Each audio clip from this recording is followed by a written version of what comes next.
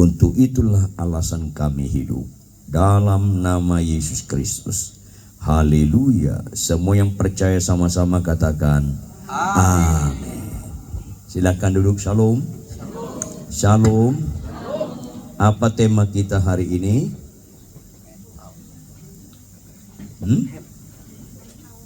Mental health.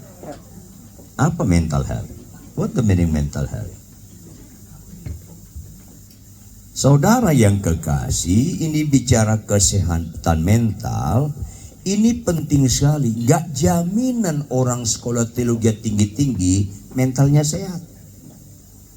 Gak jaminan pengkhotbah banyak mujizat, pendeta terkenal mentalnya sehat. Gak jaminan. Karena saudara kekasih, banyak orang Kristen setelah bertobat lahir baru tidak mengenal Tuhan dengan benar. Sehingga ada orang berbuat dosa nggak ketahuan, rasa lega. Halo, mana lebih serius, kanker atau bisul? Jawab dong. Kenapa? Harus ada alasan dong. Lihatlah serius tidak serius satu masalah. Pertama, akibatnya. Kedua, siapa yang turun tangan mengatasi masalah. Kanker lebih serius karena akibatnya bisa mati, bisul kagak. Kanker lebih serius karena turun tangan itu minimal 2 dokter spesialis. Bisul saya arahkan Anda, gak usah ke dokter, prototin aja dia. Nanti dia merah, bengkak, kebiru-biruan, punya mata meletus, sembuh. Pengalaman pribadi. Halo, mana lebih serius, dosa atau kanker? Kenapa? Ayo dong. Karena akibatnya, mana ada upah kanker maut? Upah dosa maut. Mana orang Kristen lebih suka? Doa puasa kesembuhan atau doa puasa supaya jangan berbuat dosa lagi? Doa puasa untuk kesembuhan, kan kesehatan mentalnya rusak. Tolong tersinggung.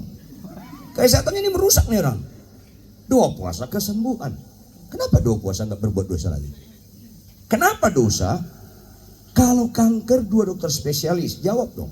Kalau dosa siapa yang turun tangan? Kalau dosa siapa yang turun tangan? Gak tegas buat Anda. Jijiklah terhadap dosa. Ayo dong. Kita nggak otomatis bertobat lahir baru pulih kesehatan mental kita, nggak otomatis.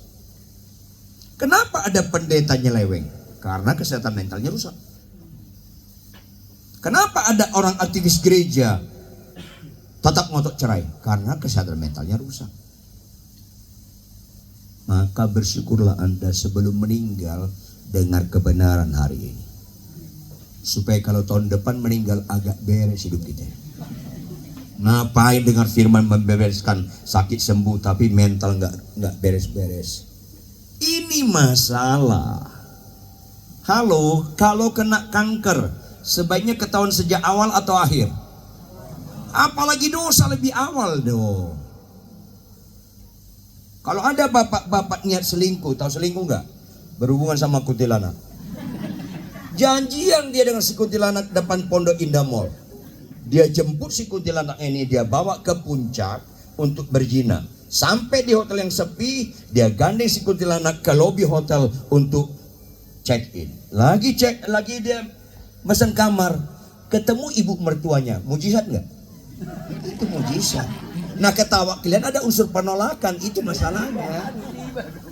Salah satu kesehatan mental Anda berani berdoa, Tuhan, dosa itu sangat keji.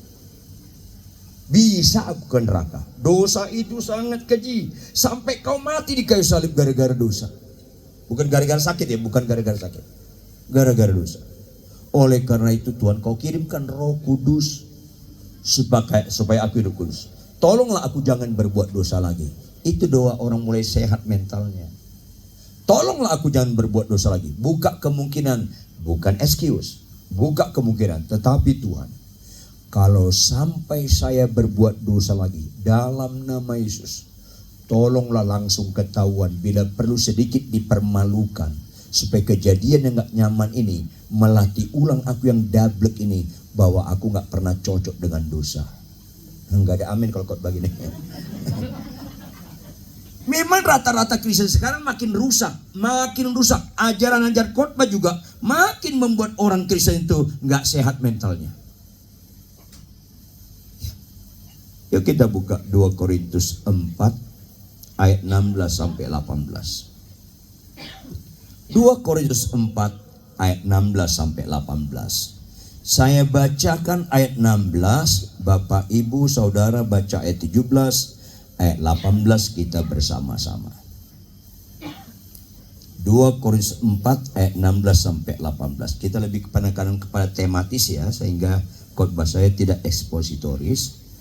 Saya baca ayat 16. Sebab itu kami tidak tawar hati, tetapi meskipun manusia lahiriah kami semakin merosot, namun manusia batiniah kami dibaharui dari sehari ke sehari. Lanjut.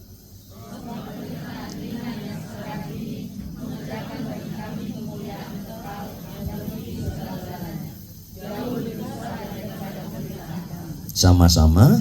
Sebab kami tidak memperhatikan yang kelihatan, karena sedangkan jemaat Korintus luar biasa aktivitas gereja, luar biasa penyembahan, bahasa roh, nubuat, mujizat.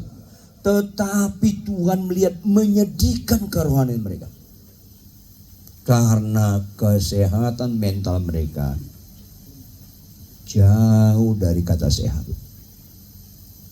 Makanya jujur Bapak Ibu, kesembuhan bukan ciri utama Kristen. Supaya sehat mental kalian, tolong jawab, Anda niat gak hidup selama-lamanya di bumi? Anda niat masuk surga gak? Ya niat matilah. Ada apa Kristen ini? Jujur, mana lebih efektif untuk mati? Kanker atau bisul? Berarti kanker bagi orang percaya nggak masalah. Kanker itu masalah bagi orang nggak percaya. Atau Anda masih bayi rohani. Tuh ngelawan muka kalian ini.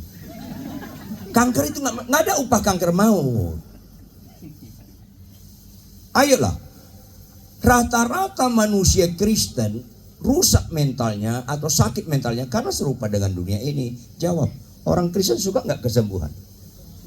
Agama lain suka nggak? Penjahat suka nggak? Kalau penjahat suka kepada sesuatu, cerdas. Kalau penjahat suka terhadap sesuatu, sesuatu itu pasti nggak istimewa. Ayo dong. Pertanyaan, sehat gak mental Anda? Ada gak firman Tuhan berkata, balaslah kejahatan dengan kebaikan? Ada gak? Jika ditampar pipi kiri, kasih pipi kanan, ada? Kasihlah musuhmu, ada gak? Jawab, penjahat suka gak itu? Yang keras dong. Agama lain suka gak? Main something. Ada yang sabotase.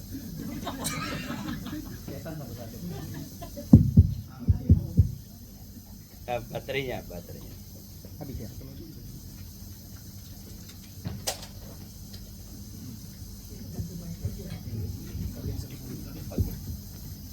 Tapi jangan pakai yang satu lagi. Saya flu dan batuk, nanti takut menular.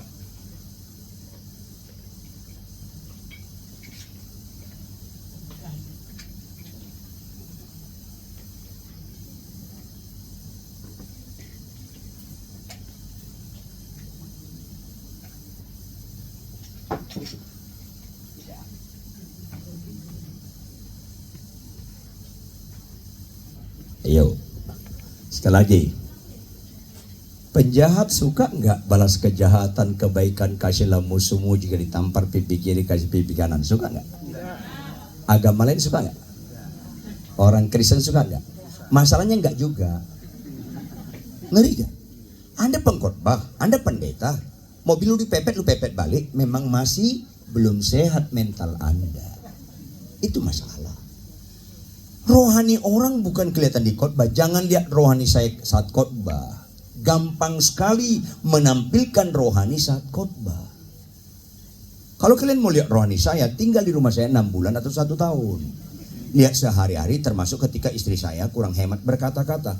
Masih rohani nggak saya? Bukan di khotbah orang rohani, bukan di penyembahan, bukan di basaro, bukan di duat, apalagi mujizat-mujizat. Bukan. Kayaknya Anda salah ngundang saya khotbah. Bukan. Rohani di mana? Iman tanpa perbuatan, hakikatnya mati. Lihat di kelakuannya, bukan di khotbahnya, bukan mujizatnya. Sehingga akhir zaman Tuhan banyak menolak orang-orang buat mujizat, nubuat musuh setan. Aku nggak kenal engkau, hanya kau pembuat kejahatan.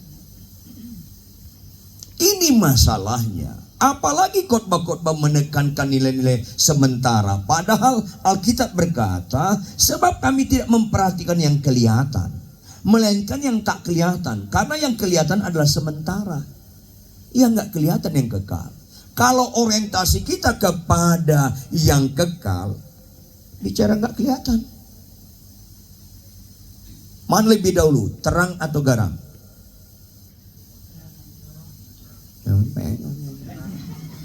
Ayo dong, jauh dong. Mana lebih dahulu, terang atau garam? Garam. Tahu nggak artinya? Supaya sehat mental kita. Garam itu berfungsi kalau nggak kelihatan. Ibu-ibu di rumah Anda ada garam nggak? Kalau Anda masak sayur, kata Matius 5 itu bukan menjadi garam ya, tetapi berfungsi jadi garam. Bahasa Indonesia terbatas sekali menerjemahkan Alkitab. Ketika kita ambil garam, kita cemplungkan ke sayur, dia berfungsi kalau nggak kelihatan. Kalau rohani orang nggak bagus di rumahnya, itu orang sakit mentalnya. Tolong, jujur bapak-bapak, bapak-bapak lihat saya, jujur. Mana bapak-bapak lebih menikmati teguran istri atau pujian istri orang? Kan sakit mental Anda. Ketawa Anda mengandung kepedihan. Ngeri sekali Kristen sekarang. Udah sakit mentalnya, khotbah kesembuhan. Berimanlah, mobilmu Avanza jadi Innova, Innova jadi Alphard. Makin rusaklah Kristen itu. Di akhir zaman makin gak suka khotbah kebenaran. Percayalah. Makin suka mengundang nabi-nabi palsu. Akhirnya di gereja lebih banyak motivator daripada pengkhotbah. Lebih banyak motivator, bukan pengkhotbah. Ini masalahnya. Bapak-bapak, juga kau ibu-ibu, kalau kau lebih menikmati pujian suami orang daripada teguran suamimu, kau masih gangguan mental. Jujurlah, sehebat-hebatnya istri orang mengenal saya, tidak mungkin bisa 1/10 daripada istri saya mengenal saya. Nggak mungkin 1/10 pun enggak. Mary ini termasuk saya kenal lama ini, kayak adik sendiri. Tapi nggak mungkin dia mengenal saya 1/10 daripada istri saya mengenal saya. Jadi kalau istri orang memuji kita, jawab dong bapak-bapak, jangan ada dusta di antara kita. Kalau istri orang memuji kita, berangkat dari mengenal kita atau tidak? Kenapa kita nikmati? Berarti kita masih kesurupan. Gangguan mental. Kalau istri saya menegur saya, dia berangkat dari mengenal saya. Kenapa saya gak nikmati orang dia kenal saya? Maka bapak ibu, kalau Anda belum menikmati teguran pasanganmu, kau masih gangguan mental. Itu masalahnya. Tanpa sadar. Apalagi arahnya kepada nilai-nilai yang tidak kekal. Saya ulangi ya. Jangan anti doa kesembuhan. Kalau orang bilang saya anti doa kesembuhan, orang itu gak kenal saya. Saya dulu sakit jantung parah, gak ada harapan hidup.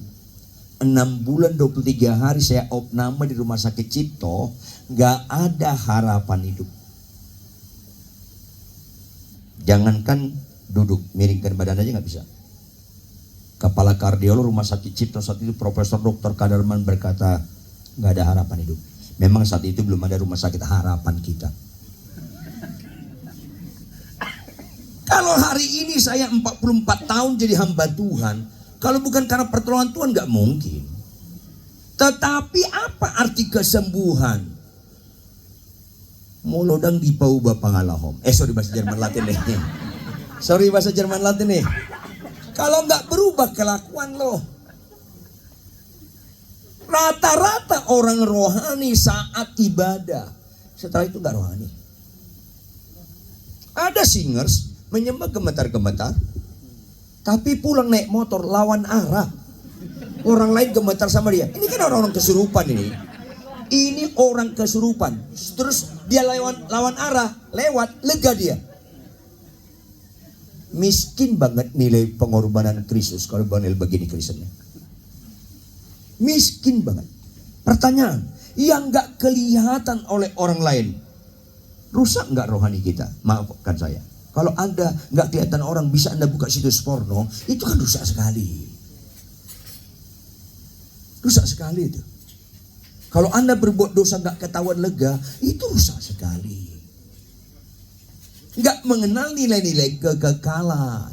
Makanya doa kesembuhan boleh sampai limit tertentu. Limit berikutnya doa kesembuhan itu lama-lama kebodohan. Ayo dong. Ulangi. Kalau Anda naik pesawat ke Medan, kemana? Maunya pesawatnya on time atau delay? Kalau delay kesel enggak? Mana lebih bagus surga dengan Medan? Kalau kalian dipanggil ke surga, maunya on time atau delay? Ya kan susah, memang susah. Gak banyak pengajaran yang benar membuat sehat mental itu. Gak banyak. Gak banyak. Orang kalau delay pesawat komplain, delay ke surga, haleluya, mujizat. Ada apa? Itu berlaku bagi orang gak percaya atau bagi rohani. Bagi orang dewasa rohani itu lagi gak nilai.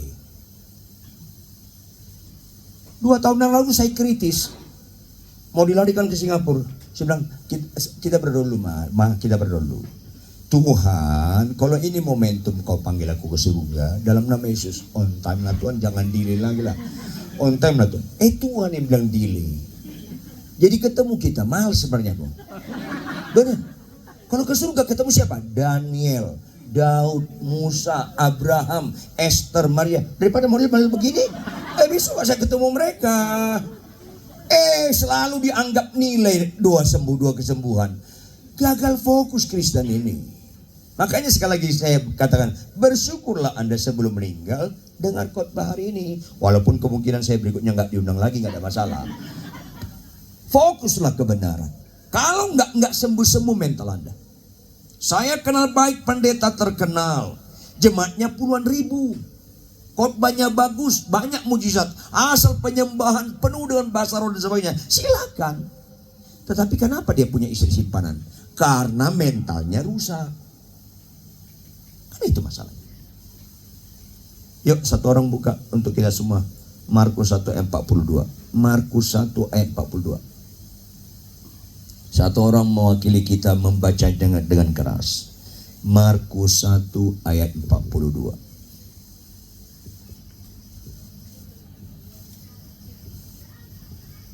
Yang dapat baca dong.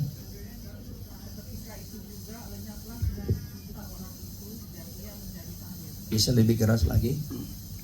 Seketika itu juga lenyaplah penyakit kusta orang itu dan ia menjadi tahir. Halo, kata mana aspek keterangan waktu? Seketika. Yuk, kritisi dong. Tuhan perlu tahunan atau seketika membuat lumpuh berjalan? Tuhan perlu tahunan atau seketika membuat Lazarus bangkit? Membuat laut terbelah? Ayo dong. Apa yang sedang Tuhan sampaikan di balik kata seketika? Jemaat, makna di balik seketika Tuhan sedang sampaikan apa? Hai umatku, ini mujizat terendah. Catat dong baik-baik. Catat dong baik-baik. Yang lebih dalam lagi. Hai umatku, ini nggak ada unsur kekekalannya. Catat dong baik-baik. Lazarus dibangkitkan Tuhan Yesus gak? Bangkit terus atau udah mati lagi? Karena itu gak ada kekekalan. Mati lagi. Yang kalian kenal di Blok M sini Lazarus Simanjuntak, beda orangnya. Beda. Ketika ibu-ibu datang, puji Tuhan Pak Pendeta Ridwan, 5 tahun yang lalu Bapak datang ke rumah sakit Darmais. Saya didoakan dan saya sembuh. Yang benar bu, benar Pak Pendeta. Kapan kejadiannya? 5 tahun yang lalu. Kapan periksa terakhir? 6 bulan yang lalu Pak Pendeta. Apa hasilnya? Saya sudah bersih dari kanker. Apa saya bilang? Puji Tuhan. Ibu sudah sembuh. Tapi jangan lupa, ibu tetap bisa mati lagi. Kasih tahu dong. Gak ada kekekalan di balik kesembuhan. Mana lo bohim? Susah memang diajari kebenaran. Pendeta pun sulit diajari kebenaran sekarang. Kenapa orientasi orang Kristen seperti itu? Karena nggak sehat mentalnya. Jangan ragu Tuhan menyembuhkan. Tetapi di balik kesembuhan itu semuanya mujizat terendah. Halo, laut dibelah Tuhan nggak melalui Musa. Status sekarang terbelah atau digabung. Sementara itu semua.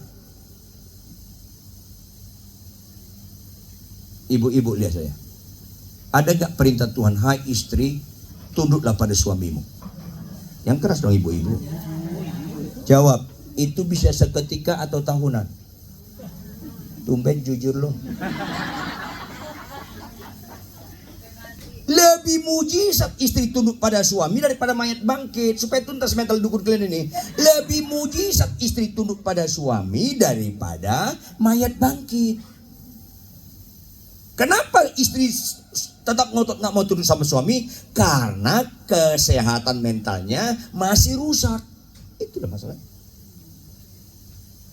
Kayaknya Anda salah ngundang saya khotbah ini. Ganti aja lah. Enggak, kita mengerikan sekali ini. Sekarang iblis itu datang seperti malaikat terang, kemasannya bagus, seolah-olah rohani. Kata Amsal, ada orang jalan lurus, paling ujungnya maut.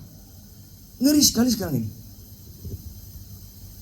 Ayo jawab lagi. Mana orang Kristen lebih panik? Terlambat ke bandara atau terlambat ke ibadah? Kan? Karena rusak mentalnya. Yang terlambat tadi tolong tersinggung. Karena rusak mentalnya. Ini masalahnya. Ada jemaat saya selalu terlambat. Kenapa kamu? Waduh Pak Pendeta, rumah saya jauh. Jangan mengucapkan gitu kalimat bodoh. Loh kenapa bodoh Pak Pendeta? Jawab, mana lebih jauh rumahmu ke tempat ibadah atau rumahmu ke bandara? Dia jawab, tapi nggak rela pakai si bandara sih. Ini kan nggak rela dia. Kalau pesawat kau ke Singapura jam 7 pagi, sampai bandara jam berapa? Jam 5 Pak. Kalau ibadah kita jam 7 pagi, sampai gereja jam berapa? 7.45. Ini kan gangguan mental. Kenapa? Akar segala kejahatan cinta uang. Kenapa kau nggak bisa terlambat di bandara? Kalau terlambat di bandara Pak Pendeta, angus tiketnya, uang kan?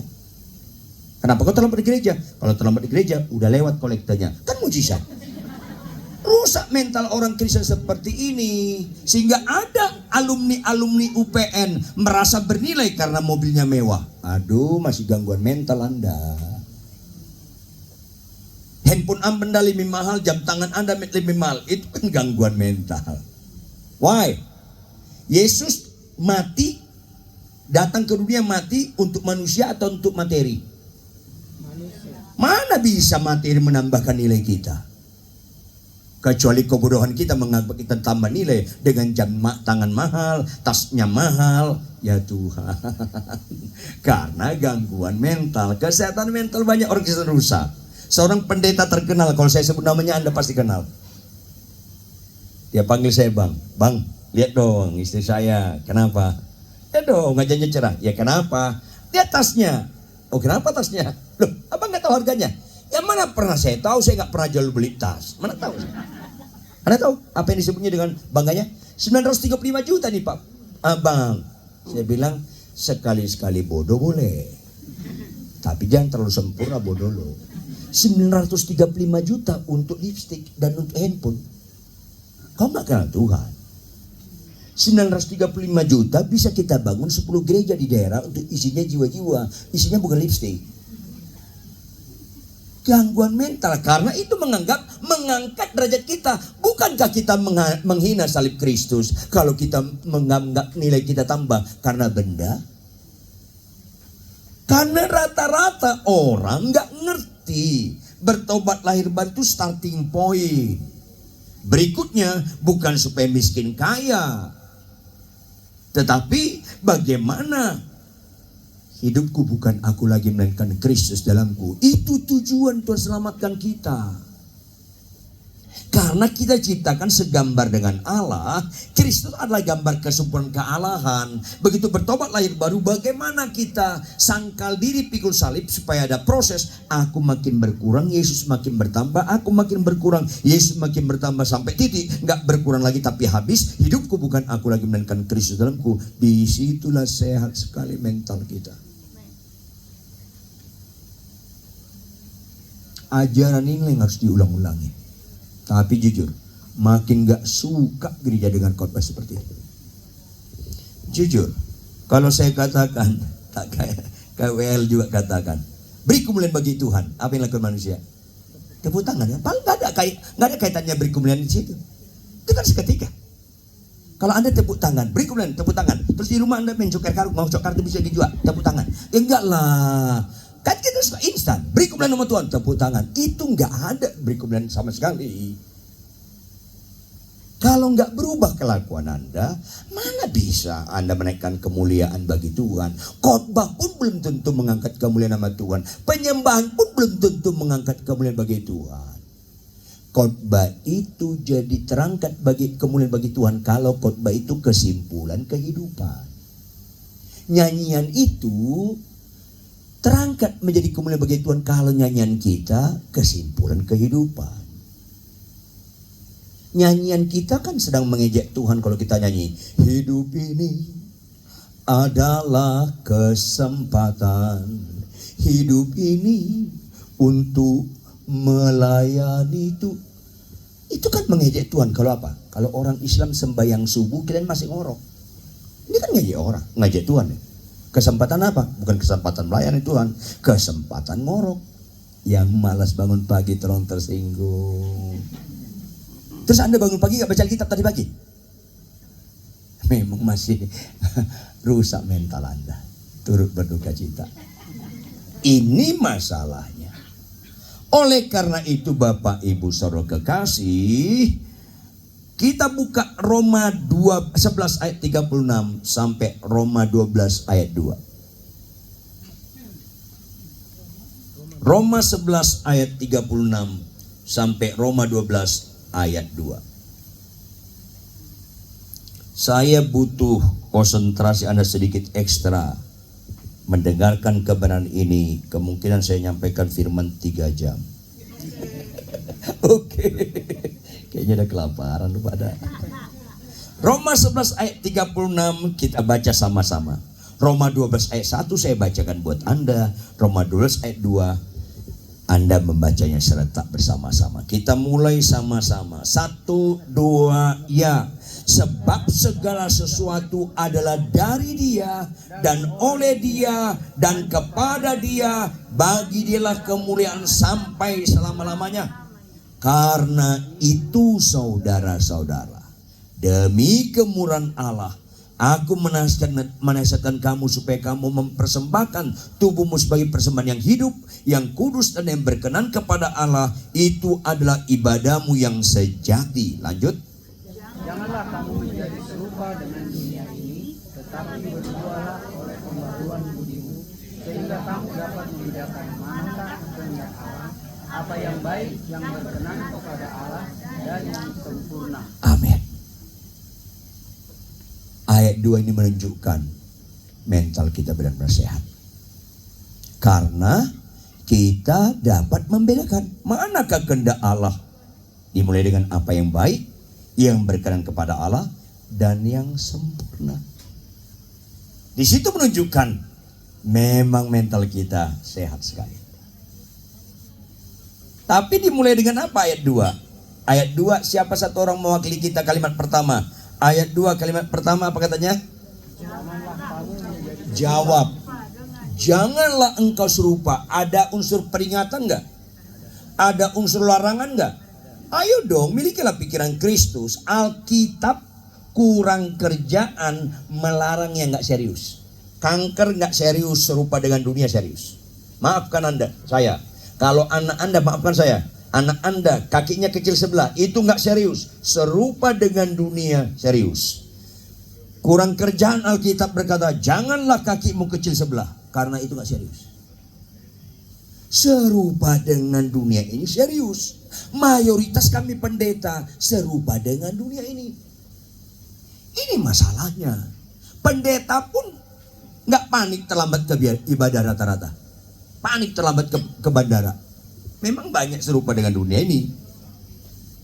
Ada pendeta khotbah gemetar-gemetar, pulang istrinya gemetar sama dia. Banyak serupa dengan dunia ini. Tetapi yang serius di mata Tuhan belum serius di mata kita. Ya gak sehat lah mental kita. Karena Tuhan yang menciptakan kita. Maka kalau kita selaras dengan keinginan Tuhan, di situ sehat mental kita. Setelah bertobat lahir baru, janganlah kamu menjadi serupa dengan dunia ini, tetapi berubahlah dalam bentuk kata kerja terus menerus. Tetapi berubahlah oleh pembaruan budimu, di mana terletak tata nilai, mindset, worldview, paradigma. Yang seringkali nggak dikhotbahkan bagi orang Kristen. Akhirnya sampai mati serupa dengan dunia ini. Halo, jangan terganggu kalau teman-temanmu alumni ibadah bawa BMW, Anda bawa BMO. Jangan terganggu. Itu kan bukan nilai. Kalau Anda terganggu, minder karena Anda naik angkot, memang kesehatan mental Anda masih rusak. Ini yang seringkali nggak dikhotbahkan. Rata-rata kita serupa dengan dunia ini. Jangan merasa bernilai kalau Anda ganteng, tinggi, besar, Anda cantik. Jangan Anda merasa bernilai. Halo, tinggi saya 2 meter kurang banyak. Tapi jangan Anda harap ketemu minder sama saya. Apalagi sombong, apa yang saya sombongkan. Wajar-wajar aja lah. Gigi saya nggak rata, wajar-wajar aja lah. Jangan usah ngomong gini-gini. Gara-gara wajar-wajar aja lah. Kenapa? Karena sehat mental kita. Kenapa ada orang yang pendek pakai sepatu tinggi-tinggi banget? Karena dia nggak terganggu nilainya. Kenapa ada orang operasi plastik? Kenapa ada orang dicat rambutnya? Karena nggak ngerti konsep nilai. Kalau rambut kita hitam terus putih kan lebih bagus kan? Berarti mulai meninggalkan dunia hitam. Yang putih dicat lagi jadi hitam. Saudara yang kekasih, berangkat, saya ulangi, berangkat sentrisnya Tuhan baru sehat mentalnya. Tanpa itu gak bisa. Apalagi sentrisnya materi, penampilan lahiriah. Ganteng cantik kan bukan nilai. Survei membuktikan lebih tinggi angka perceraian di kalangan pasangan ganteng dan cantik daripada pasangan jelek. Yang jelek aja boleh ketawa. Ganteng cantik tanpa Tuhan gampang sekali nyeleweng. Orang jelek sulit sekali nyeleweng. Udah nyodor-nyodor kan pada ngejauh orang. Maka diberkati kau yang jelek itu. Jangan terganggu lagi lah. Kalau yang gitu-gitu hidung Anda pesek, nggak usah terganggu. Maaf. Kalau ada bibir Anda sedikit sumbing, nggak usah terganggu yang lahiriah lah. Kalau Anda terganggu, memang Anda perlu dibimbing supaya sehat mental Anda. Terganggulah Anda kalau Anda masih buka situs porno, karena itu rusak mental Anda. Terganggulah Anda kalau Anda menipu terus nggak ketahuan Anda lega. Terganggulah Anda kalau Anda minjam duit, tetap Anda ngotot nggak ngulangin. Terganggulah Anda. Terganggulah kita karena dosa, bukan lagi hal lahiriah. Kalau terganggu karena lahiriah, itu menunjukkan belum sehat mental kita. Ini masalahnya. Makanya mulai berangkat pengenalan Allah. Pertama apa? Ayat 36. Saudara, sebab segala sesuatu adalah dari Dia. Ini dengar baik-baik. Milikilah tingkat kesadaran yang tinggi bahwa segala sesuatu dari Dia. Kalau kita memiliki tingkat kesadaran yang tinggi, bukan tingkat kesadaran yang biasa-biasa. Kalau kita memiliki tingkat kesadaran yang tinggi segala sesuatu dari Dia, langsung memudahkan kita perubahan paradigma. Kalau handphone kita ada 2, berapa? Handphone pertama harganya 20 juta. Handphone kedua harganya 2 juta. Mana lebih berharga? Karena kita dangkal melihat nilai nominal kan. Sekarang saya tempel kata dari terhadap yang 2 juta. Handphone yang 20 juta dari hasil kerja Anda beli handphone 20 juta. Terus Anda sama istri Anda sama suami Anda jalan-jalan ke mall, tiba-tiba di lobi utama mall ada rame-rame. Loh, ada apa, Pak? Ada apa? Oh, rupanya ada misalnya toko Anda kagumi Jokowi ada di situ. Dia mengajukan pertanyaan sambil megang handphone harga 2 juta. Siapa bisa jawab dapat handphone ini? Dia lontarkan pertanyaan, Anda jawab, Anda dipanggil ke depan, Anda dapat handphone 2 juta. Jujur dong, mana Anda lebih suka menceritakan kepada orang lain handphone yang 2 juta ada 20 juta? Dari istri saya dari Tuhan. Bagaimanapun kelakuan istri saya, dia dari Tuhan. Akhirnya kasihlah istrimu. Kita mengasihi istri kita nggak ada kaitannya dengan kelakuan dia. Kita mengasihi istri kita kaitannya karena kita mengasihi Tuhan. Selama sentrisnya bukan Tuhan, mental Anda terganggu. Ini masalahnya. Kalau Anda dimaki-maki istri, bapak saya ajarin Anda. Kalau Anda dimaki-maki istri, jangan buka mulut. Kalau Anda buka mulut, kelihatan bodohnya. Karena perempuan kalau marah-marah, nalarnya tumpul. Anda kalau jelaskan sesuatu sama dia, itu pekerjaan kesia-siaan di atas kesia-siaan. Orang nalarnya tumpul. Kemantengan otaknya well done. Nggak bisa masuk lagi. Nah, kita ngerti. Bagaimanapun marah istri saya, dia dari Tuhan. Pertanyaan kalau dari Tuhan. Pernah nggak kita salah pilih? Enggak, dari Tuhan. Siapapun suamimu dengan segala pencak silatnya, itu dari Tuhan. Jangan niat ganti, tukar tambah, apalagi buka cabang. Jangan. Itu kelihatan gangguan mental Anda itu. Maka pengenalan akan Tuhan kunci masalah untuk kesehatan mental. Nggak ada lain. Kalau istri Anda ngomong aku nyesal kawin sama lo, Anda balas, biar lu tahu ya, gue lebih nyesal kan sama lo. Ini kan rusak mentalnya dulunya. Maafkan saya. Kalau orang ngomong sama kita, monyet lo, jawab dong dengan jujur. Sakit hati nggak? Kenapa sakit hati? Karena masih gak bagus mental kita. Sekarang orang ngomong monyet lo, itu omongan dia salah atau benar? Kalau salah, kenapa berbobot mempengaruhi kita? Kalau salah masih mempengaruhi kita, catat baik-baik, kebenaran sulit mempengaruhi Anda, karena salah masih mempengaruhi Anda. Kalau yang salah masih mempengaruhi Anda, yang benar makin sulit mempengaruhi Anda. Karena salah aja masih Anda anggap berbobot. Lanjut, kalau orang ngomong monyet lo, terus tambah gak bulu kita? Gak ngaruh kan? Tahu gak mekanisme apa yang sedang kerja di situ? Dia ngomong monyet, keterlaluan, kurang ajar nih orang. Ini kan rusak mental kita. Kenapa Tuhan bilang balaslah kejahatan dengan kebaikan? Karena sehat mentalnya. Kenapa kita memberkati orang mengutuki kita? Karena sehat mentalnya. Jadi kalau bilang monyet lo, tatap dia. Orang lo, sehat Anda. Gak usah ketawa, bertobat aja. Emang dari khotbah orang sehat? Belum tentu khotbahnya sehat itu orang. Catat dong baik-baik. Monyet, orang. Udah gitu aja. Kesalahan dia gak bisa menggembalakan saya jadi salah. Hebat banget lu bisa menggembalakan saya. Monyet lu yang monyet. Digembalakan saya. Karena belum sehat mental kita. Nyambung gak sih? Nyambung lah orang Anda yang saya maksud. Ya nyambung lah. Ini masalah sekali. Terus khotbah-khotbah kesembuhan. Ada apa Kristen ini? Makin jauh daripada nilai kebenaran. Segala sesuatu dari dia. Kalau istri saya marah-marah nggak buka mulut saya. Ada Tuhan nggak hadir di situ? Jangan ngomong Allah Immanuel menyertai kita tapi nggak ada praktekan ketika kesulitan. Kalau istri kita marah-marah bapak-bapak, Ngomong dalam hati sama Tuhan, Tuhan energik banget istriku, sehat dia. Ya udah ngomong sama Tuhan, kita beribadah kepada dia.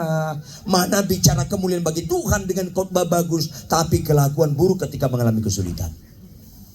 Jauh sekali nilai-nilai rohani sekarang. Kalau ngomel lagi istri saya ngomel, saya bilang, Tuhan cocok kali aku sama orang ini Tuhan. Kau kirimkan dia menjadi pahat yang tajam untuk mengukiri saya. Lanjutkan Tuhan. Kalau marah, saya nggak punya prinsip 2-3 kali sabar ada batasnya. Sabar dalam buah roh beda dengan sabar siman junta. Itu bisa batasnya. Kalau marah saya bilang, Tuhan istriku ini satu-satunya di dunia. Gak ada duanya. Ini manusia langka Tuhan. Tolong lestarikan Tuhan. Jadi itu. Akhirnya apa? Kalah dia. Kenapa kalah? Marah itu capek sekali.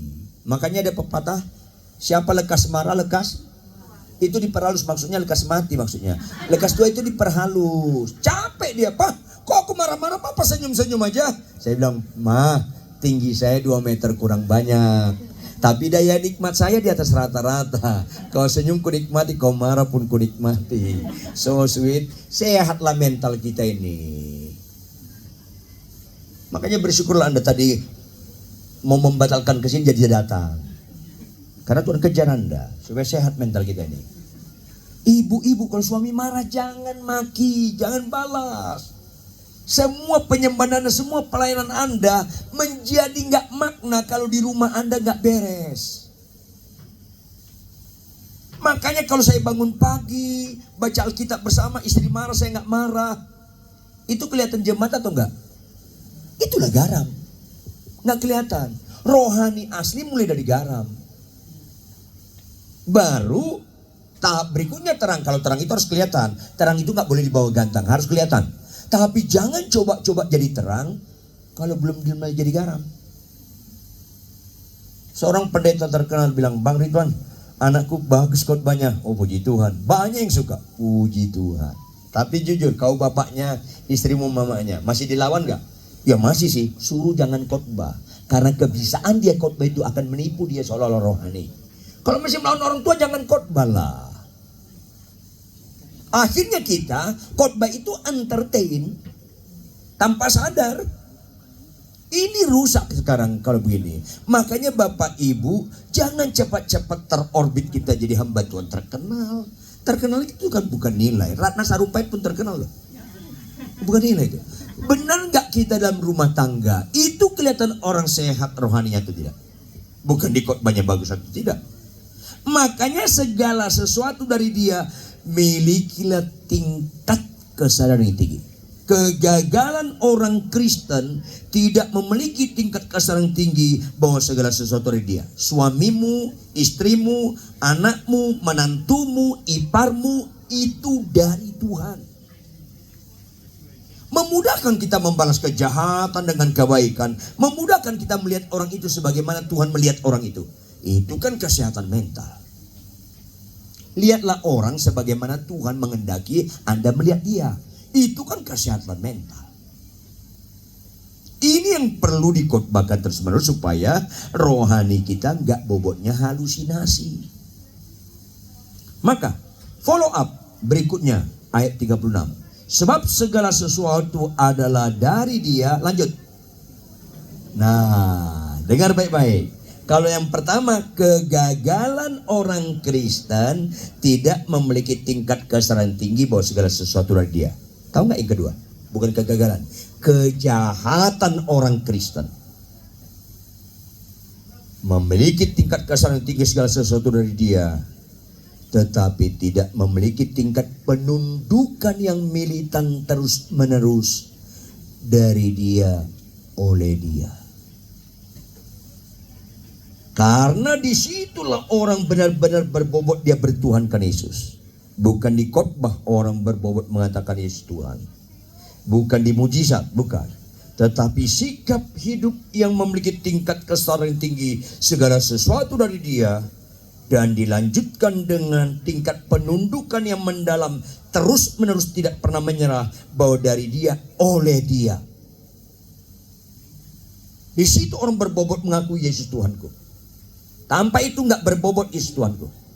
Satu orang mewakili kita, Matius 7 ayat 21 sampai 23. Satu orang mewakili kita membaca Matius 7 ayat 21 sampai 23.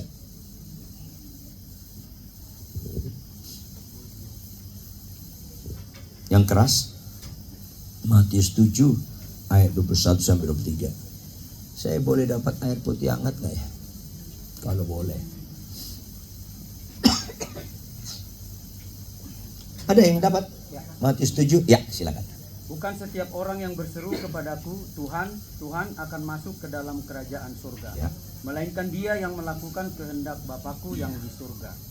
Pada hari terakhir banyak orang akan berseru kepadaku, Tuhan, Tuhan, bukankah kami bernubuat demi namamu dan mengusir setan demi namamu dan mengadakan banyak mujizat demi namamu juga? Pada waktu itulah aku akan berterus terang kepada mereka dan berkata, aku tidak pernah mengenal kamu, enyahlah daripadaku, kamu sekalian pembuat kejahatan. Terima kasih. Itu Alkitab nggak pernah bobot Alkitab gertakan. Itu pasti digenapi. Sedihnya statusnya mayoritas. Kata banyak dalam bahasa Yunani mayoritas.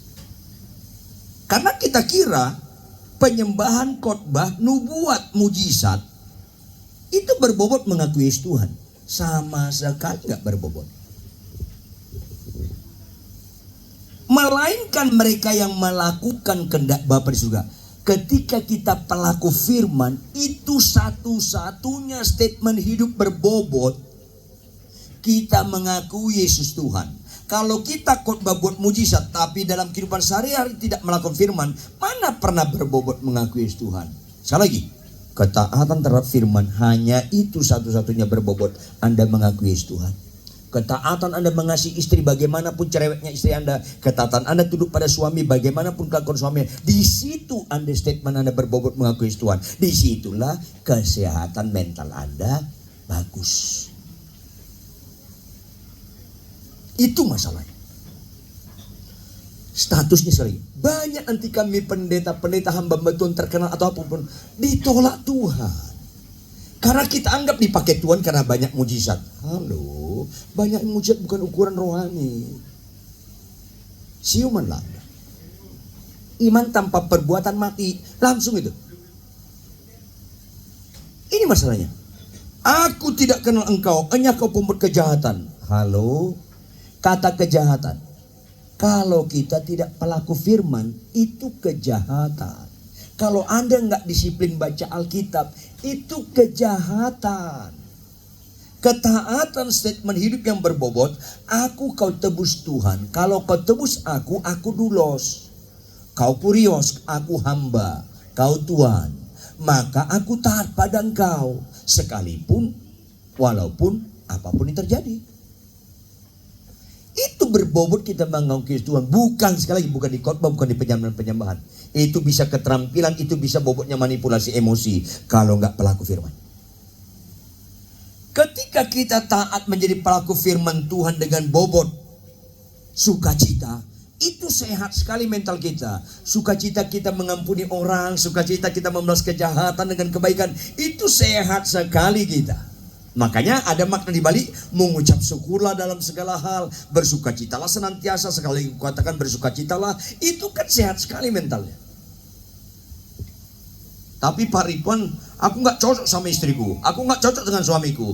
Jangan ucapkan itu, karena bagaimanapun nggak ada perkawinan yang cocok kecuali menikah dengan tiang listrik kau.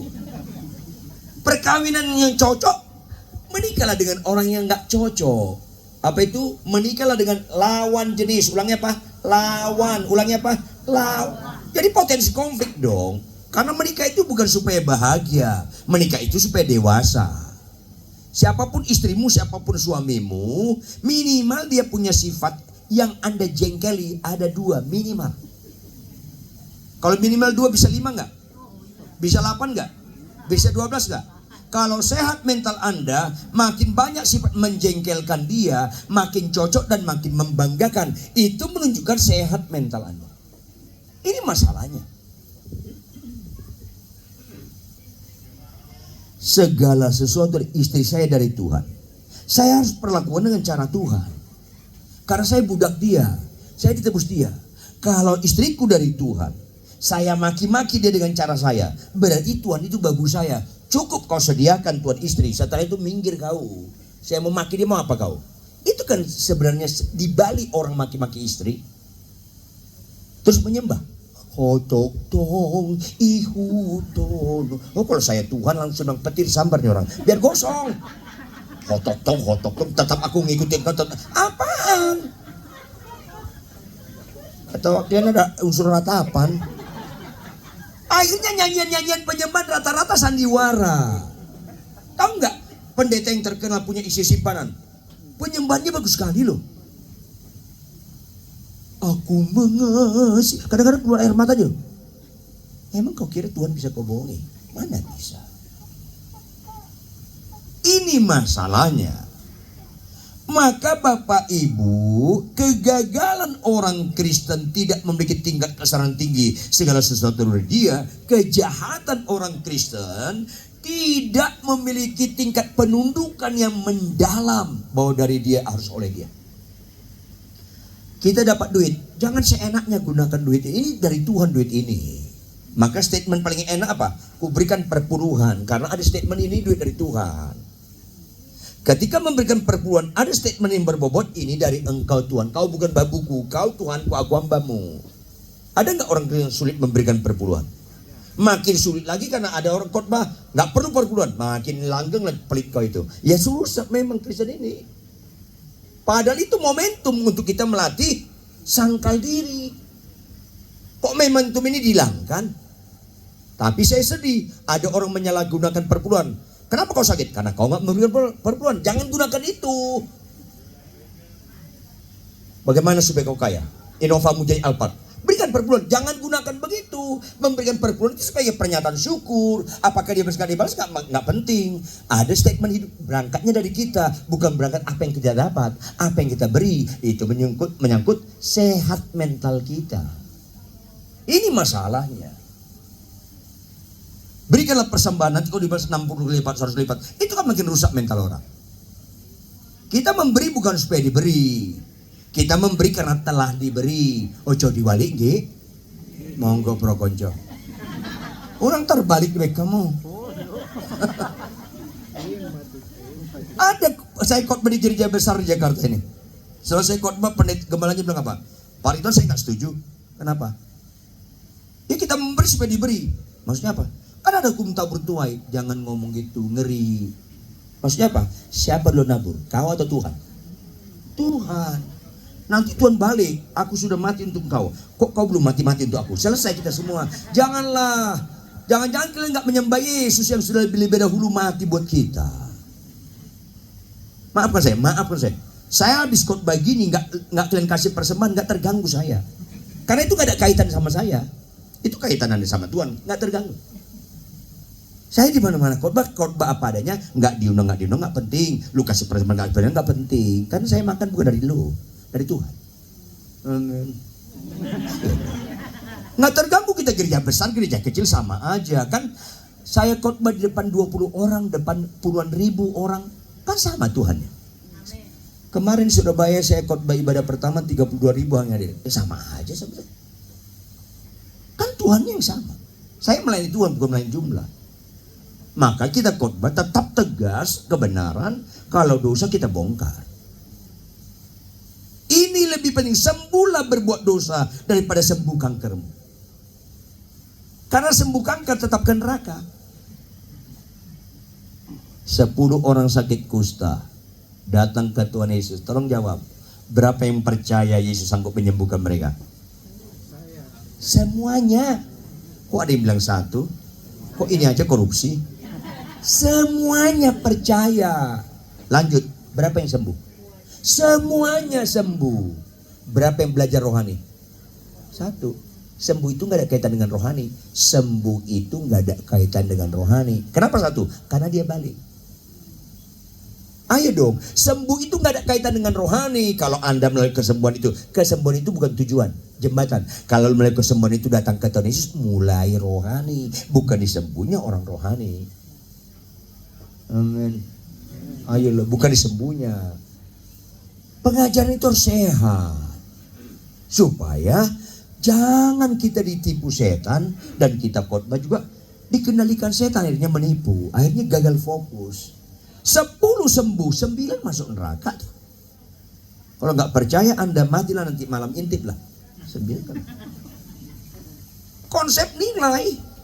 Oleh karena itu harus ada penundukan terus menerus supaya sembuh mental kita, yang dari dia oleh dia. Itu proses, nggak bisa seketika. 6 tahun perkawinan saya konflik. Saya nggak mampu rasanya. Latar belakang saya tahun 74 saya kuliah teater, kuliah musik. Saya sempat dosen drama musikal. Orang seni itu sulit disiplin, tergantung mood. Kalau kau mau tidur mau apa lo? Kan gitu, seenaknya dewe. Saya bisa main piano 2 hari 2 malam tanpa pangkat, tanpa mandi. Latar belakang saya super jorok. Kalau olah tubuh teater dulu capek sekali, jam 12, jam 1 dini hari olah tubuh, karena supaya udara turun bersih, olah tubuh capek. Tidur di emperan kampus nggak terganggu saya. Ketemu wanita Tionghoa, wo ini aiwo. Teknik kimia super sangat bersih sekali. Dia punya peraturan di rumah lebih ketat dari hukum Taurat. Konflik. Makanya minimal 2 sifat yang paling kita jengkeli ada pada pasangan kita. Itu minimal. Konflik. Tetapi 6 tahun saya khotbah KKR di GKPS Yantar, khotbah KKR di Kalimantan dan sebagainya. Saya kira rohani. Enggak. Kalau kau tidak memiliki tingkat kasar yang tinggi segala sesuatu dari dia, dan tidak memiliki tingkat penundukan dari dia harus oleh dia, enggak sembuh mental kita. Ayat inilah yang memulihkan saya. Akhirnya ketika istri saya tidur, saya nangis. Tuhan, terima kasih Tuhan. Istriku ini dari Engkau Tuhan. Pasti gak salah pilih.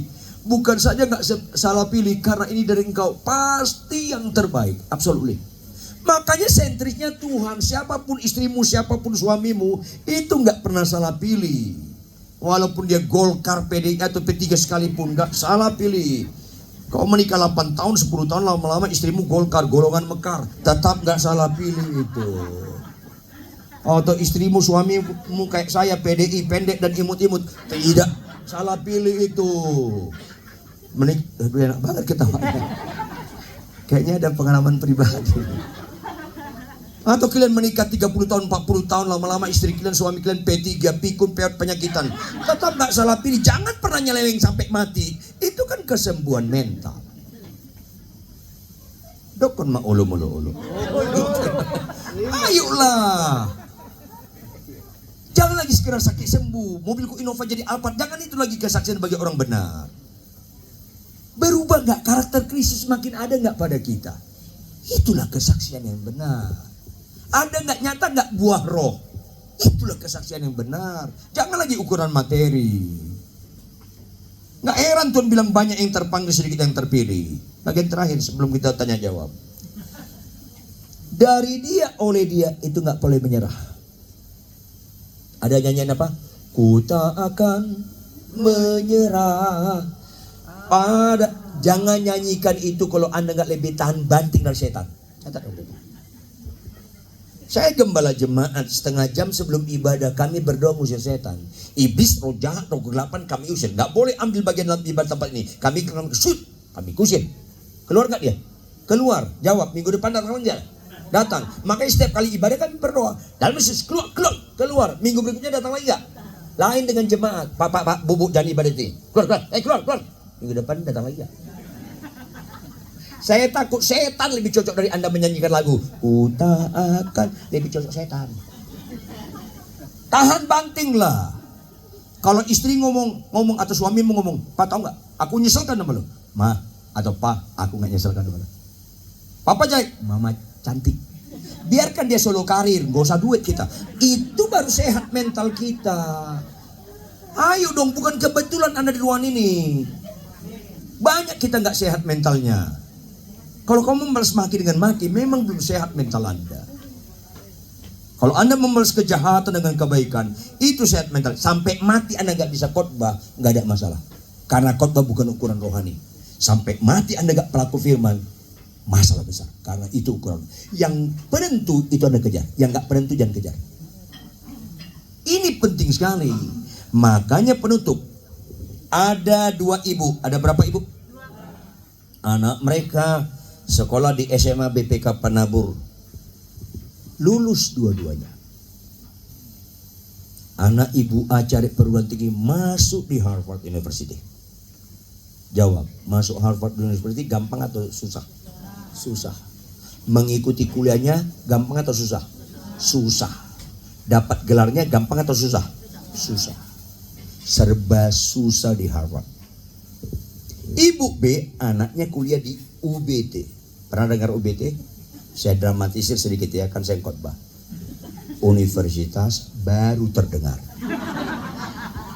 Gampang masuknya, gampang kuliahnya, gampang dapat gelarnya. Serba gampang yang kuliah UBT, serba susah di Harvard. Jawab dong supaya berubah paradigma kita. Ibu mana yang bangga terhadap anaknya? Yes. Ngerti gak? Makin susah kau dengan istri kau, makin susah kau dengan suami kau, makin bangga Tuhan. Karena kalau lagi kuliah di Harvard kau, ayo dong. Makanya mental kita bukan mental gampangan, kita bukan anak murahan, anak pilihan. Sehingga kesulitan apapun tetap kita maju, nggak pernah menyerah.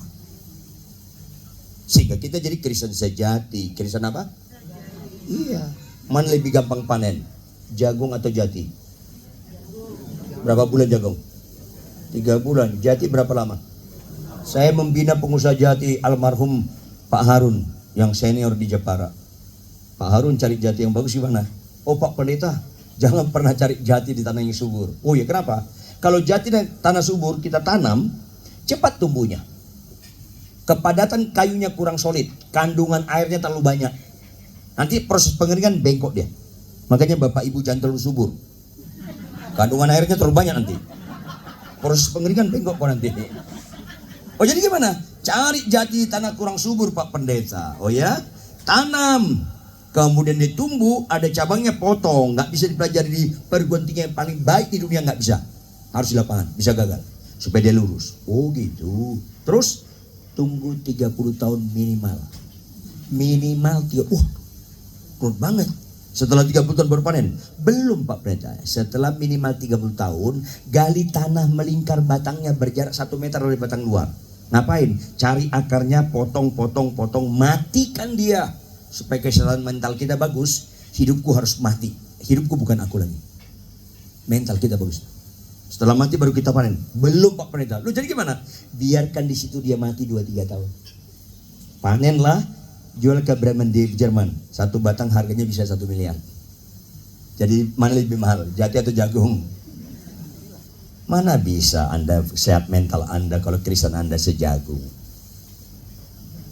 Nah, itu dia. Makanya harus jadi Kristen sejati. Mana lebih mahal, jati atau jagung? Malah lebih mahal pasangan kita terjadi. Kalau jati 30 ton ke atas, lanjutlah pernikahan kalian 40-50 ton ke atas. Jangan niat tukar tambah kalian.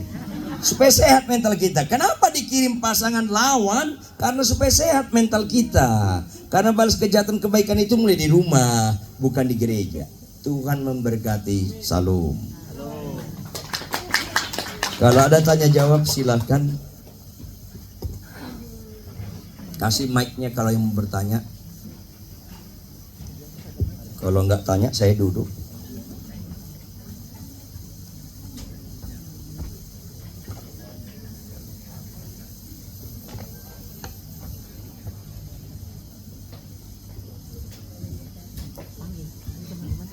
Ya, ada yang mau bertanya? Ini yang muda-muda nih.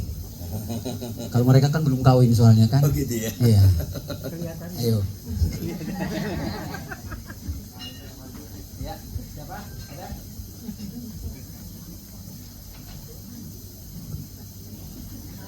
Udah kelihatan laparnya.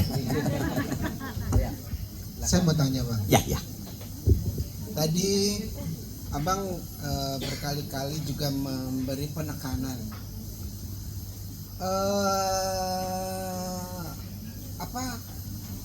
Hamba Tuhan itu pun masih bermasalah dengan kesehatan mental. Lalu kira-kira apa peran jemaat, peran rekan-rekan yang lain yang melihat ketidaksehatan mental dari rohaniwan dan itu bisa menolong dia untuk kembali ke jalurnya. Terima kasih, Bang. Pertanyaan yang bagus sekali, tapi jawabannya berat banget. Pertama, sebenarnya logikanya, normalnya pendeta lebih mengenal Tuhan daripada jemaat. Tetapi kalau pendeta atau kami hamba Tuhan itu dalam pelayanan gereja dianggap profesi, sulit mengenal Tuhan. Sehingga ada pendeta kalau dia sinodal sifatnya, dipindahkan ke daerah marah dia. Karena gak sehat mentalnya. Kan gitu ya. Atau kemudian dia akan lebih dekat atau suka mengunjungi jemaat yang kaya, yang miskin kurang. Ini kan gak sehat mentalnya.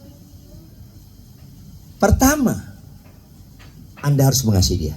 Nah itu, gak bisa, gak. Mengasihi dia. Itu pertama. Jangan pernah khotbah tanpa kasih, jangan pernah menegur tanpa kasih, jangan pernah memberikan persembahan tanpa kasih. Semuanya harus ada konteks kasih. Pertanyaan, kalau ada orang bawa benda tajam ditusuk kita, itu jahat atau baik? Kalau Anda bilang jahat kan Anda dangkal. Kalau ada orang bawa benda tajam ditusuk kita karena merampok, ya jahat lah. Tapi kan gak serta-merta orang nusuk kita itu jahat. Ngerti kan? Kalau ada orang bawa benda tajam namanya dokter, nyambung gak sih? Anda maunya disuntik dengan jarum tajam atau tumpul? Kalau tumpul nyiksa loh. Disuntik Anda, ada gak alasan Anda maki-maki dia? Kenapa? Fokus dia untuk kesehatan kita. Sehingga ketika kita suntik masih sakit, kita pegang, kita ngomong apa? Terima kasih dok. Udah ditusuk, kita bilang apa? Terima kasih dok. Nggak cukup terima kasih, buka dompet Anda, bayar dia. Kan begitu. Nah, pendekatan kita kayak dokter. Orang ini harus kita kasihani, kita kasihi, sehingga kita doakan.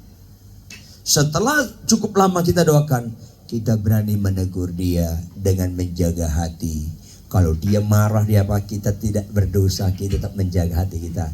Karena bagian kita kerjakan. Itu. Saya suka kasih seminar kepada hamba-hamba Tuhan. Kegagalan kami hamba Tuhan, salah satunya adalah kesehatan mental nggak sehat, adalah kita suka kepada orang yang muji-muji kita. Ya repot lah. Kalau ada jemaat yang suka ngeritik kita perlu dia. Itu antara lain. Ngeri loh lingkungan kita kalau yes man. Kita berdosa pun, luar biasa Pak Rito, rusak lah, hancur lah saya ini. Harus berani. Saya membutuhkan orang berani menegur saya. Tapi banyak kami pendeta mengkondisikan jemaat gak boleh negur saya. Itu kan sepi banget hidup loh. Nah itu antara lain. Tapi itu banyak. Makanya langkah pertama, kasih dia. Itu yang pertama. Kedua, doakan. Ketiga, tegur dengan hikmat 4 mata dengan menjaga hati. Mungkin saat itu gak terima dia. Tapi mungkin 2-3 tahun lagi baru dia terima.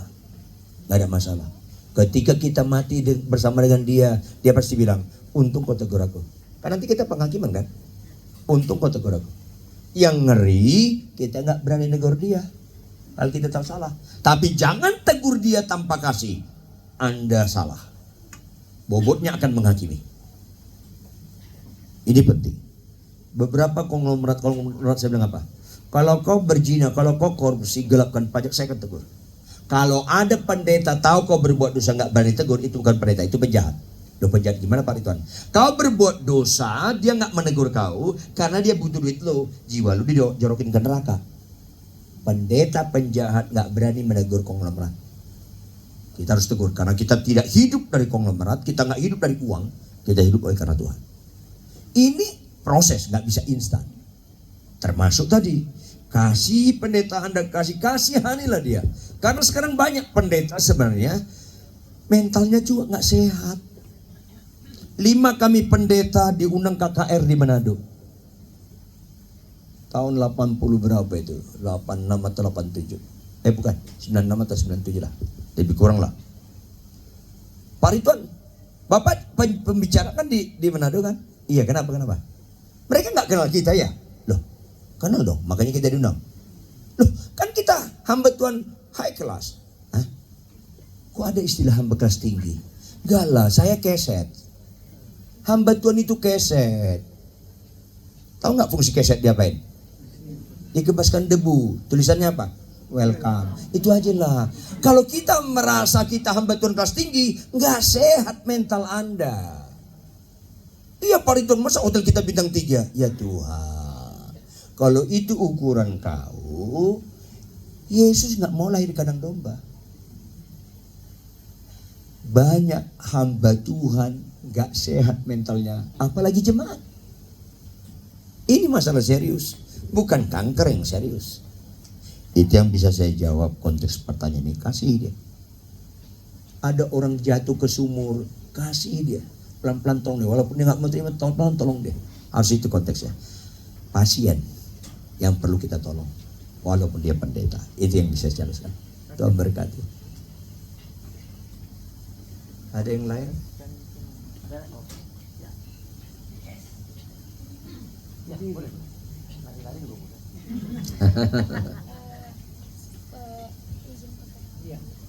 Ya, perkenalkan. Perkenalkan, nama saya Shalom Manis Naga dari angkatan 20.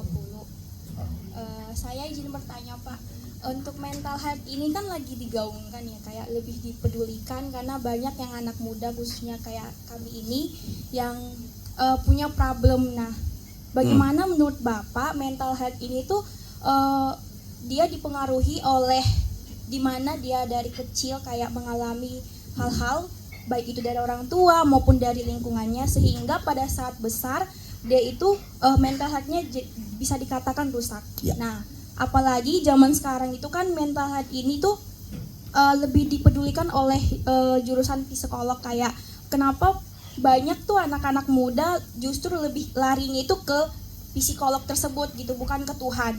Karena ditambah lagi banyak yang mengatakan kalau misalkan mereka itu konsultasi maupun keluh kesah ke psikolog tersebut lebih tenang, lebih dapat jawabannya gitu kan Pak.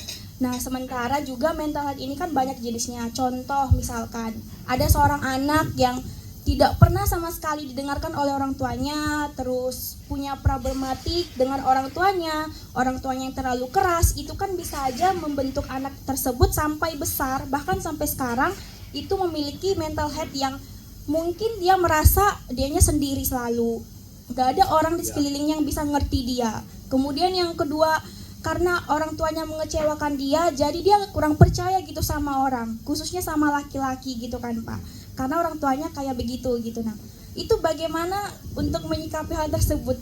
Terima kasih. Makasih. Ini pertanyaan yang bagus. Pertama saya harus katakan karena waktu kita nggak panjang. Pertama, semua manusia di dunia tanpa berjumpa dengan Yesus pasti mentalnya tidak sehat. Entah dia profesor, doktor, ahli ilmu jiwa sekalipun. Catat itu baik-baik. Kami pernah melayani orang kedua setelah Bapak ahli psikologi Indonesia. Orang kedua, gak perlu saya sebut namanya ya. Orang kedua ini membimbing pernikahan. Dia dari seberang ya. Membimbing banyak pulih. Dia sama istrinya 32 tahun gak mau damai. Dia sama istrinya gak damai. Berarti dia gangguan mental gak? Ya. Tapi bisa menolong. Dan pertolongan dari ilmu jiwa, catat dong baik-baik. Tuhan yang menciptakan fisik, jiwa, dan roh. Begitu orang berdosa, catat baik-baik. Orang berdosa, rohnya mati. Semua orang tanpa Yesus rohnya mati, kayak mayat hidup itu semua. Kalau fisiknya hidup, disuruh dia cuci piring bisa. Kalau fisiknya mati disuruh dipilih nggak bisa. Kalau rohnya mati disuruh membalas kejahatan dengan kebaikan nggak bisa. Kasihlah musuhmu nggak bisa. Starting point kita harus kembali kepada pencipta supaya roh kita dihidupkan dulu. Untuk memulihkan kesehatan, roh itu penurut, yang lain nggak penurut. Tubuh nggak penurut. Jujurlah, ya jujur ya, kalau kalian ke pesta perkawinan yang megah, jujur jangan dusta di antara kita ya. Jujur, kita pilih makanan yang sehat atau makanan yang enak. Gitu. Itu menunjukkan nggak sehat kita. Ya. Kalau Anda dengar baik-baik, kalau ada di antara Anda masih merokok, mental Anda masih kurang sehat. Ya, tolong tersinggung. Ini penting sekali. Makanya harus bertobat lahir baru. Semua jawaban-jawaban ahli psikiater yang manapun itu hanya seperti orang susah kedugem, girang, setelah itu sakit lagi. Tidak ada solusi permanen di luar Yesus, karena Yesus satu-satunya jalan, kebenaran, hidup. Hidup itu bermakna. Nggak ada. Setelah orang bertobat lahir baru, dia dimuridkan supaya mengenal Tuhan. Melalui mengenal Tuhan dia belajar. Puncak kekristenan itu bukan soal khotbah atau nggak bisa khotbah, mujizat atau nggak mujizat, nubuat atau enggak, tetapi melakukan firman. Caranya Yohanes 14 ayat 15. Jikalau engkau mengasihi aku, kata Tuhan Yesus, lakukanlah semua perintahku. Harus mengasihi Tuhan. Bagaimana kita mengasihi Tuhan kalau nggak mengenal Tuhan? Makanya hukum yang terutama dan pertama adalah kasihlah Allahmu dengan segenap, dengan segenap, dengan segenap. Itu. Yang kedua, kasihlah sesamamu seperti engkau mengasihi. Mana lebih dahulu, sesama atau diri sendiri? Diri sendiri. Karena ada kata seperti. Kasihlah sesamamu seperti. Orang sulit mengasihi orang lain kalau dia gagal mengasihi dia. Di gereja saya persulit orang menikah, tanda kutip. Kalau dia masih melawan orang tuanya, jangan menikah. Pasangan kau nanti jadi pergedel tuh. Mama kau aja kau lawan. Mama kau aja udah berkorban begitu hebat kau lawan. Anak orang gak pernah berkorban, habis dia. Perkawinan itu jangka panjang. Kalau melawan orang tua gak bisa menikah. Oh kalau gitu kami diberkati gereja lain, silakan. Kita kan bukan mengejar target. Kita mengejar berkenan di mata Tuhan. Itu penting sekali. Kalau kau masih onani, masturbasi, buka situs porno, jangan menikah. Itu antara lain. Kalau kau pemalas, jangan menikah. Rusak kasihan pasangan kau nanti. Maka Efesus pasal 5 dikatakan, teliti, cermati siapa diri kita. Setelah bertobat lahir baru, mari kita perhatikan. Perhatikan dengan sesama bagaimana cara kamu hidup. Maka di jemaat saya nggak populer penekanannya. Kau bisa khotbah ya? Nggak itu penekanannya. Bagaimana cara kau hidup? Bangun pagi apa yang kau lakukan? Cara hidup. Kalau khotbah kau bagus, bangun kesiangan, aja kebiasaan kau khotbah menipu keberadaan kau. Maka khotbah itu bukan cara kita. Berikutnya apa? Perhatikan dengan sesama bagaimana kita hidup. Jangan kalau udah bertobat lahir, jangan gara-gara mamaku aku begini, gara-gara bapakku aku begini. Itu nggak ada solusinya. Sekarang kalau percaya, mari kita perhadapkan diri kita kepada Tuhan. Tahu nggak pemerintah? Gara-gara suamiku begini, ini orang-orang yang sakit, mentalnya rusak. Kita begini karena pilihan kita, bukan karena orang lain. Bagi orang mengerti kebenaran, bukan karena orang lain. Pilihan kita mau marah atau nggak marah, pilihan kita sakit atau nggak sakit, kita bukan orang lain. Kalau orang lain makin pecundang Anda. Begitu Yesus masuk penghakiman, kau ke neraka. Loh kenapa? Kamu pembohong. Gara-gara dia, nggak ada kaitannya, nggak ada kaitannya sama sekali. Kau berzina, ya istriku nggak mau berhubungan sama aku, ya aku berzina, nggak ada kaitannya. Semua masing-masing akan mempertanggungjawabkan di hadapan Tuhan. Maka orang sudah bertobat lahir baru harus dipulihkan luka-luka batinnya. Termasuk orang-orang yang lahir, hamil di luar nikah, itu harus perlu bimbingan. Termasuk orang-orang yang dia pernah melihat mamanya ditampar oleh bapaknya, papanya ditampar oleh mamanya, itu perlu ditolong. Lebih ngeri lagi, dia tahu mamanya punya pria lain, papanya punya wanita lain, itu luka lagi. Sedihnya ada pendeta, anaknya tahu begitu dia tak bertahan sama istri simpanannya. Ngeri sekali gini-gini anaknya. Makanya saya ulangi, bukan di khotbahmu kau hamba Tuhan, di pelaku firman kau hamba Tuhan. Ini penting sekali. Jadi harus kita arahkan dia. Udah, jangan lagi fokuskan kepada iya papaku, iya. Oke, tapi pelan-pelan sekarang kau punya Tuhan. Roh Allah dalam diri kau itu lebih besar daripada roh manapun. Nah, ini harus dimuridkan. Perubahan paradigma, tata nilai dan sebagainya. Ini penting sekali.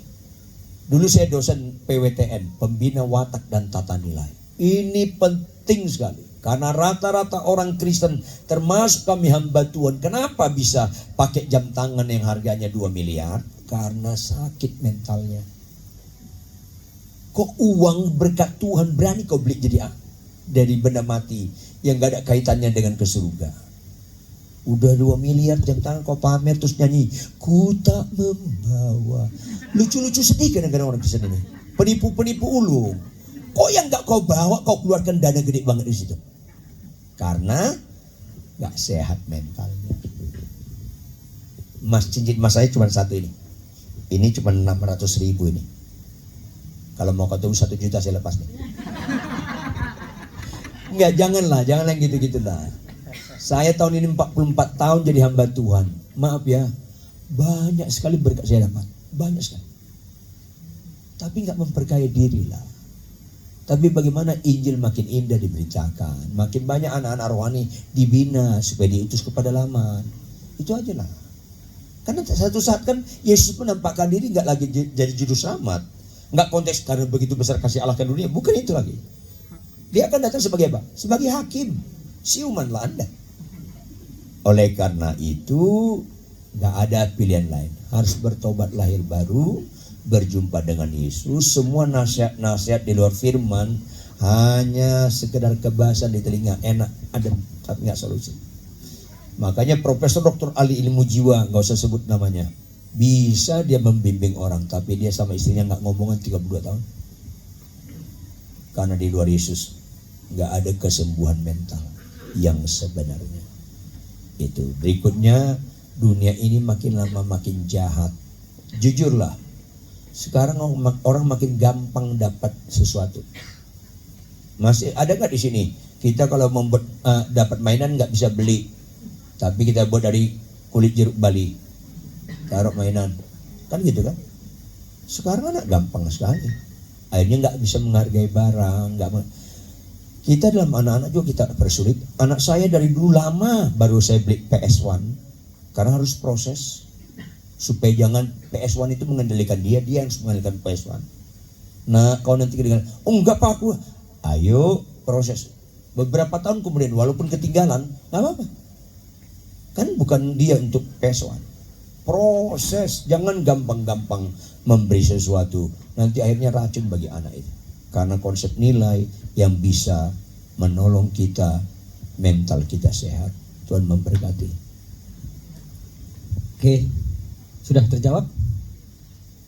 Kayak bingung. Ya, intinya kita harus merangkul, begitu Bang ya. Kita merangkul, walaupun tidak satu agama mungkin kita, tapi kita menjadi contoh dan menjadi berkat buat mereka. Jadi kita tidak hanya dengan kata-kata, tapi dari tingkah laku kita. Ya, oke, semuanya sudah. Tuhan Yesus memberkati. Tuhan Yesus memberkati. Boleh saya berdoa sebentar untuk firman Tuhan? Mari kita berdoa. Bapa kami di surga, di dalam nama Tuhan Yesus Kristus, oleh karena kasih kemurahan-Mu, Kau karuniakan kami mendengarkan kebenaran firman Tuhan yang murni dan sejati. Oleh karena itu, karuniakanlah kami berubah ya Tuhan. Melalui pembaruan budi di mana terletak tata nilai mindset, worldview yang mengendalikan keputusan, mengendalikan karakter kami. Sehingga proses aku makin berkurang, engkau makin bertambah, terus digenapi, sebab segala sesuatu dari engkau, oleh engkau, di follow up, bagimulah kemuliaan sampai selama-lamanya. Terjemahkan lebih lanjut, kebenaran firman ini dengan segala kekayaan maknanya, lebih daripada hambamu yang sangat terbatas ini dalam menguraikannya. Jika ada dosa dan kejahatan kami ditegur, secara langsung atau tidak langsung, ampuni, ampuni, ampuni kami Tuhan. Jika ada kesehatan mental kami masih sakit, masih belum sehat, Tuhan sempurnakan. Itu nggak bisa seketika seperti lumpuh berjalan buta jelek. Itu proses perubahan tata nilai, perubahan konsep hidup. Follow up lah Roh Kudus, Roh penolong, Roh penghibur, sehingga kebenaran firman ini memberkati mereka dan mereka mau hidup dalamnya dan engkau dipermuliakan dalam nama Yesus Kristus. Haleluya. Semua kita yang percaya sama-sama katakan Amin.